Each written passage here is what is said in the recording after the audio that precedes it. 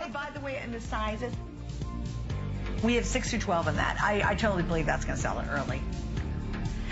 Okay, now let's move on to the matching earrings. You did these wonderful little teardrop designs. Are we seeing more dangle coming back in jewelry?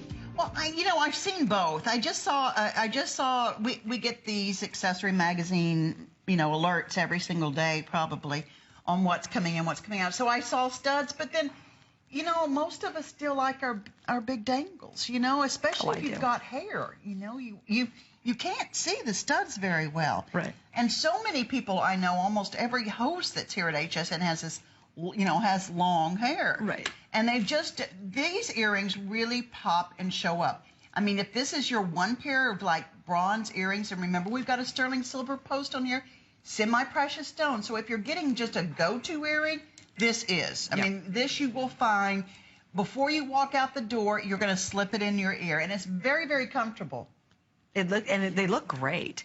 I just totally love that dangle. I think the movement's fun to wear.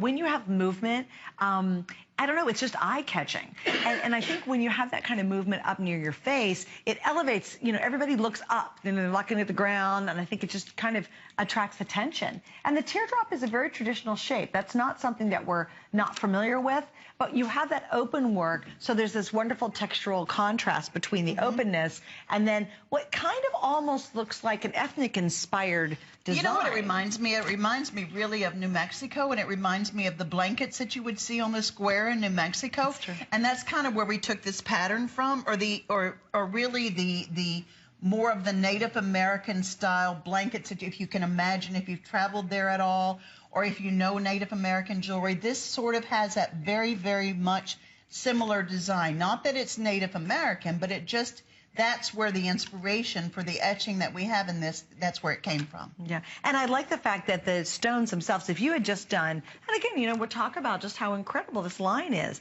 If you had just done the earring with that center drop, it would have been a great earring. It would have, yes. Yeah, it just really elevated to that next level by adding that extra drop on it. It's wonderful. Right, and it's a double movement. Everyone likes movement in their ears now, just because, like I was saying earlier, almost all of my friends have long hair, at least past the shoulders. And sometimes, you need that double movement to really notice the earring. Not that you're paying a lot of money for this earring, but it is a gemstone, and it is something that you'll wear for many, many years. So if your hair is short or if it's long, it's just going to go. It just moves. It's kind of got a sexy feel to it. It does. Oh, yeah, it's sexy. Well, it's fun. Yeah. It's sexy. It's a little daring. It's great as an alternative. Do you ever get stuck in the hoop, it's like being on the gerbil cage of hoops. I do. I really do. I'm like, when in doubt, throw a hoop on.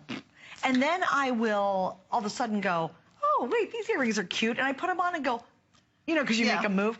And it's like, why don't I wear those more often? Because I think we do. We get in those really kind of annoying ruts where oh, hoop's easy, everybody wears a hoop. And then you put something a little more daring on and you go, oh, yes. And you kind of remind yourself, hey, it's fun to wear different style earrings. This is a great example of that. And it's always about the pop of color. I mean, and I do a lot of plain sterling also, and plain bronze. But, you notice with us, we normally will put color in 90% of our styles. Is it really? Yeah. Is it that high? Yeah, it is that high. Yeah, you don't do just solid. No. Right.